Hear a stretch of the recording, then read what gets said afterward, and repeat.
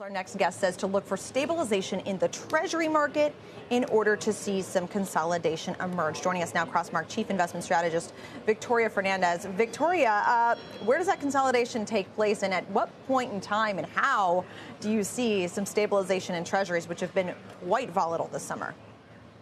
Yeah, they absolutely have. So I think you do have to get some stabilization in those yields in the bond market in order to see the equity market take a sustainable move higher. And where do we see that consolidation happening? Well, in the equity market, we're anticipating somewhere probably 4,200, 4,300 for the S&P. I mean, we've been saying all year long that we thought we would have a mild recession or at least a pretty significant pullback towards the end of this year. So NASDAQ is back, 6% so far this month. We're getting close to that 7 to 10% pullback that we were anticipating, but we've got to see those yields calm down a little bit. And I don't think that's going to happen until the Federal Reserve comes out and says what their plan is in regards to cutting rates. So many people thought they were going to cut rates this year. That was never part of our outlook, but we do think they'll cut rates sometime in 2024, which really supports the dot plot. So if they can confirm that, whether that's at Jackson Hole or whether that's at the next Fed meeting,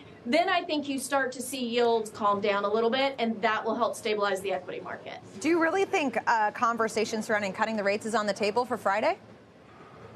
Probably not. I mean, I think what we would like to hear Powell say is really talking about, have they reached that restrictive level, right? What is that R-star number? We don't really know, but I do think you might hear some talk around that. But when you have an inflation target of 2%, then they haven't moved it, right? If they said, well, we're happy with 2.5% or 3%, I think you would see a little bit of sigh or relief coming into the markets, but we're not seeing that. So is he going to come out and say we're definitely cutting rates? No, he's not going to say that. But can he say this is where we see neutral? We think we're in this restrictive territory. We're where we need to be.